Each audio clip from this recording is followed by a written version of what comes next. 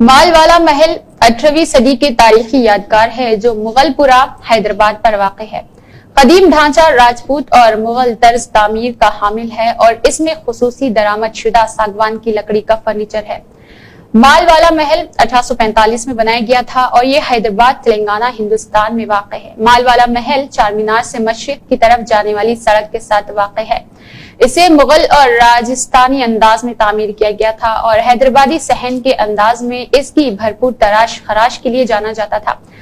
لکڑی کا پویلین راجہ بھگوان داس باغ پویلین کے علاوہ مالوالا پیلیس حیدرآباد کا واحد دوسرا محل تھا جس میں لکڑی کا پویلین تھا۔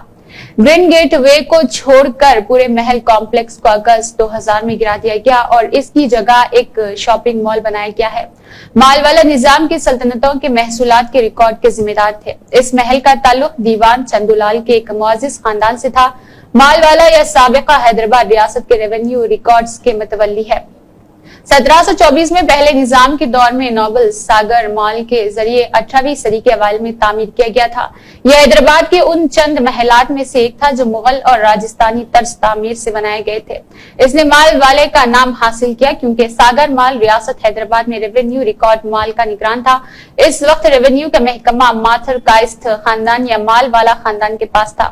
1940 کی دہائی کے دوران خاندانی اولاد میں سے ایک راجہ دھرم کرن کے وقت محل کی شان و شوکت شاندار تھی اور اسے اپنی شان اور طاقت کے لیے جانا جاتا تھا۔ یہ ایک شاندار دیوان خانہ تھا جو لکیر والی لکڑی میں بڑی محرابوں سے بنا تھا اور سبزیوں کے رنگوں سے پینٹ کیا گیا تھا اور رنگون ساگوان کے رافٹرز کے ساتھ تعمیر کردہ ہر طرف دیوان خانے کے ساتھ لگ بھگ 80 میٹر لمبائی میں 2 گیلری تھی۔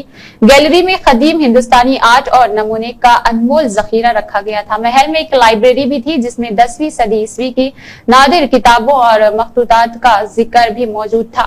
یہ شہر کی چند لکڑی کی عمارتوں میں سے ایک ہے، ایک 2 منزلہ حویلی جس کے اندرونی صحن اس کے آرائشی محراب کے داخلی دروازے میں اسٹوکو کے کام سے بھرپور ہے اور مرکز میں ایک چشمہ ہے۔ دونوں طرف لکڑی کے منڈپ تھے اور لکڑی کی بالکنی جن میں راجستانی اور مغل طرز تعمیر کے پیچیدہ نمونے تھے۔ نیہا خان کی یہ خاص رپورٹ۔